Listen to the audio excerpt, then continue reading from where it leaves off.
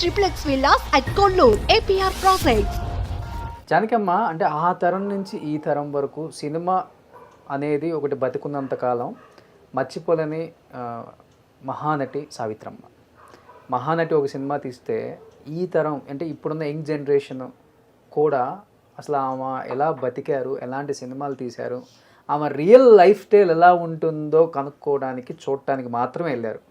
అంటే ఆమె సినిమా జీవితం గురించి ఎవరికి అక్కర్లేదు, ఎందుకంటే ఆమె గురించి మనం గొప్ప గొప్ప చరిత్ర విన్నాం.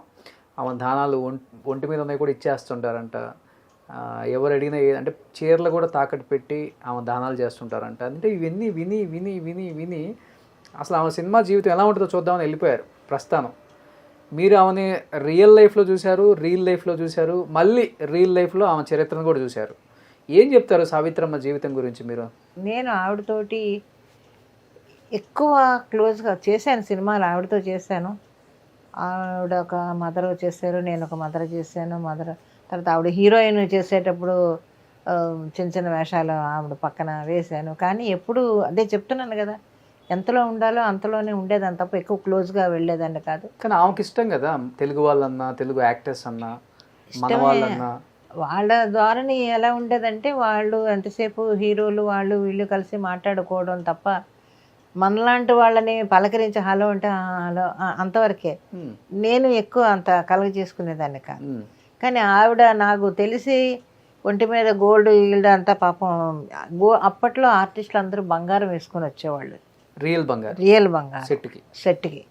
ఈ మేకప్ అది తీసేటప్పుడు మామూలుగా అలవాటు చెప్పుని తీసేస్తారు కదా, గాజులు గిజులు అలా తీసి అలా ఎన్ని పారేసుకుందో.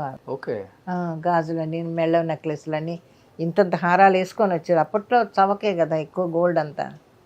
అలాగా వేసుకొని వచ్చినప్పుడు చాలా గోల్డ్ పోయేది ఆవిడకి. అలాగా ఆవిడతో ఉండేవాళ్ళే చాలామంది తీసేసుకున్నారు అని కూడా విన్నాం, కథలో విన్నాం తప్ప చూసింది లేదు. ఆవిడ ఇంట్లో ఉండేవాళ్ళే దొంగతనాలు చేశారు, ఆవిడ ఇదంతా తీసేసుకున్నారు అని. వ్యక్తిగతంగా ఎలా ఉంటారు? అసలు బాగుంటారు, సెట్లో అంతా కలిసి ఉంటారు, నవ్వుతూ ఉంటారు, అందరితోటి జోకులు వేసుకుంటూ సరదాగానే ఉంటారు ఆవిడ. నిజంగా మరి అంత తాగుడుకు బానిసయ్యారా సినిమాల్లో చూపించినట్టు? ఏమో మరి అయ్యి ఉండొచ్చు, మనకు తెలియదు. అదే చెప్తున్నాను కదా, ఆవిడ పర్సనల్ లైఫ్ విన్నాను తప్ప ఎప్పుడు ఆవిడని నేను డ్రంకర్గా నేను చూడలేదు. మరి ఇంట్లో తాగి ఉండేవారేమో తెలీదు, కానీ సెట్లో ఆవిడ తాగడం నేను ఎప్పుడు చూడలేదు.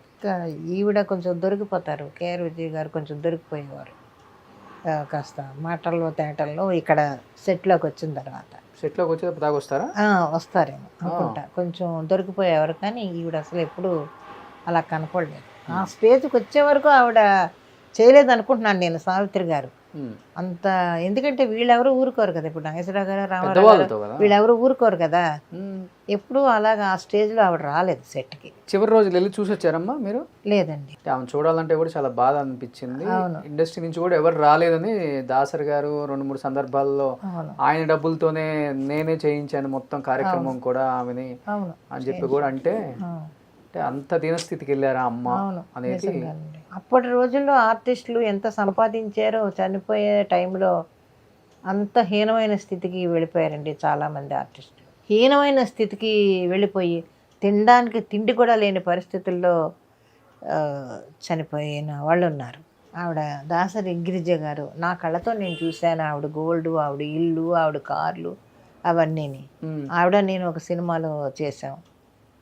అలాంటప్పుడు చూసినప్పుడు ఆవిడ లాస్ట్లో ఆవిడ చనిపోయినప్పుడు డబ్బులు లేనప్పుడు మీరేమన్నా ఇవ్వండి అని అడగడం, అది నిజంగా ఎంత దారుణమైన విషయం అంటే ఎన్ని ఇళ్ళుండేయో ఆవిడకి ఆ తేనాంపేటలో ఆవిడకి.